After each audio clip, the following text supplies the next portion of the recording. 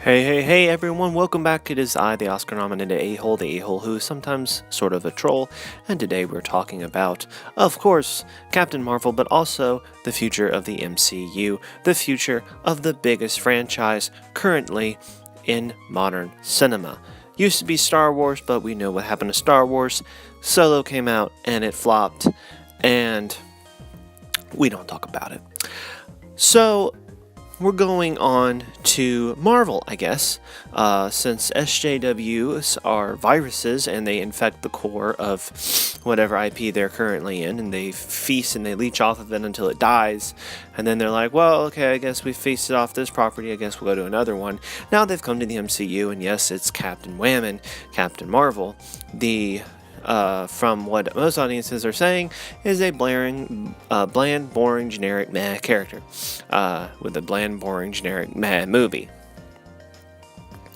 But what's very interesting is on Comic Book News, just came out about an hour ago, Kevin Feige said that there are very interesting things coming up within the Marvel Cinematic Universe, and that diversity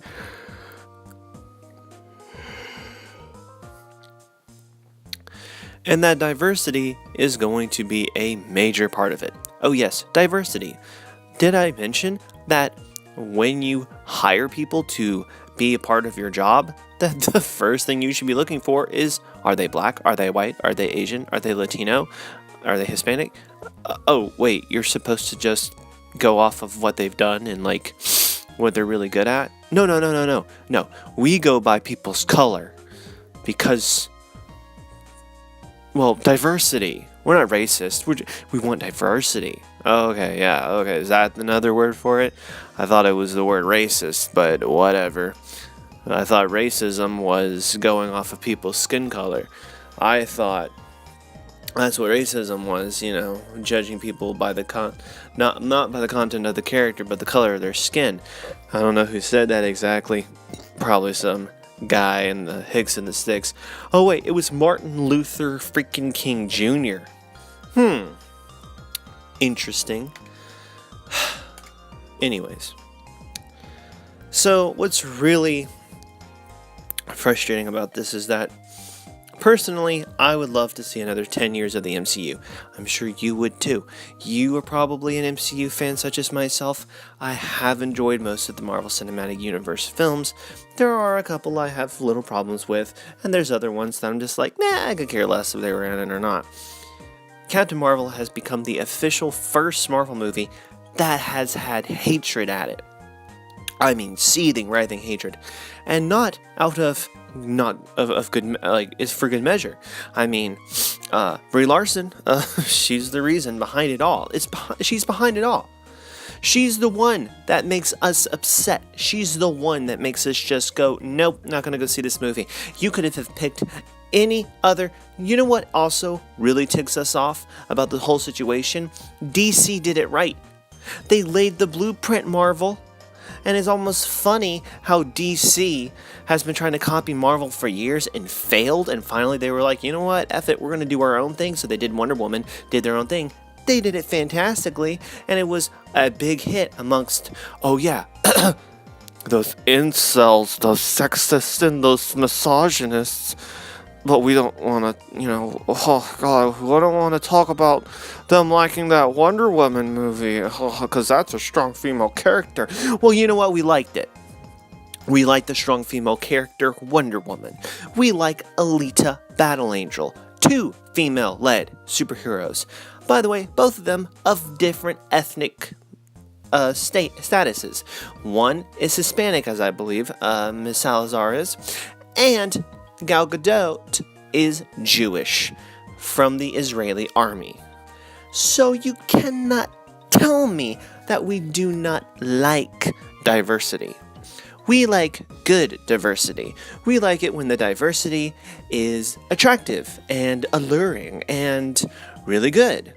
But it seems as though the Marvel Cinematic Universe has now looked at DC and gone, man, they did like a really good job, but we need a female hero like that.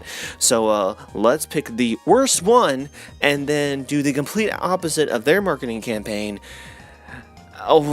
Pourquoi? Pourquoi? Why? Why would you do that? You see that DC, if the only thing I can think of is that Marvel's thinking, we're the MCU, we can handle anything, which just goes, pride goeth before a fall. And here we go, here's the fall, Captain Whammon herself. So, what about the whole narrative around people who don't like Captain Marvel sexist? I got called a sexist today at work because someone asked me, hey, did you go see the Captain Marvel movie? And I went, I couldn't withstand it. Withhold it. I couldn't believe they actually asked me. I laughed. I was like, no. I told them, I'm not going to spend $20 to go see that movie. And they looked at me. This girl looked at me and she went, sexist. And I was like, you didn't even ask me why. If you had said, oh, why don't you want to go see the movie? And I said, oh, because it was a woman in the lead, then you can call me sexist. But if you asked me, why is it that you don't want to go see the movie? And I stated the billions of reasons. Oh yeah, Brie Larson's a bitch. She goes online and she tells white males that she doesn't want them going to her movie. I know that it's specific people who like to be specific. She said in Wrinkle of Time, now let me go over this because you gotta, oh, that's not exactly what she said. She said in A Wrinkle in Time that it was not made for a 40-year-old white dude and we do not have to hear what he has to say because the movie wasn't made for him. Well, this is a feminist movie, and a bunch of feminists have gone online and said, this movie is not for men. Okay, fine. There you go. See how it connects? So it all connects. This movie is not made for men, so therefore it is not made for me.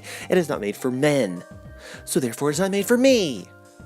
So I could go with that. I could talk about that. I could say Brie Larson, I've heard in the reviews that it's a boring, bland hodgepodge of meh. And I don't really want to go spend a bunch of money on that when I could equally just stay home and enjoy something that actually has charisma. And I'm sure she would automatically go off and say, well, that's what every Marvel hero does. They always have that face. No, they don't, okay? Brie Larson's face is complete and absolute boredom. All the other ones are either intense, contemplation, rage. There's an emotion. She has no emotion. Hers is just, I really could care less if I was here right now. You know what she is? She is Squidward. If you know SpongeBob, she is the Squidward of the MCU. Like in that episode in SpongeBob where it's the training video and he's wearing the I really wish I weren't right here now button. I feel like that's what she's wearing the entire time in the Captain Marvel movie. She's just like, man, I really wish I weren't here in this movie right now. Like, I could care less. I'm giving it the half-ass performance I can ever give it. F it. I don't even care. I don't care anymore. That's what I think she's like. In that movie, from what I've been hearing, and believe me, I've been going to men, women, people who said the movie's okay, people who said it was good, people who said they enjoyed it.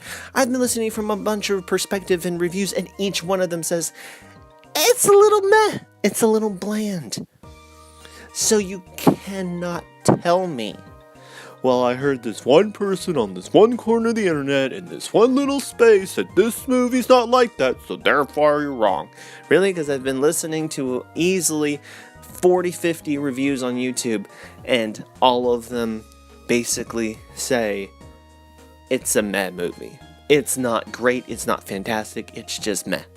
It's there. Even one of my liberal friends, it's a girl, it's a woman, and she's extremely liberal. She doesn't even want to go see this movie. She said she wanted to go look up movie times, and she said that when she looked up at my local theater that we are around, she was like, they have 4 screenings for that movie. And she goes, I don't want to go see that. And I was like, wow, that's surprising. That just goes to show you it's not even tapping into the correct audience. This movie is so boring. It's not doing good. It's not doing well.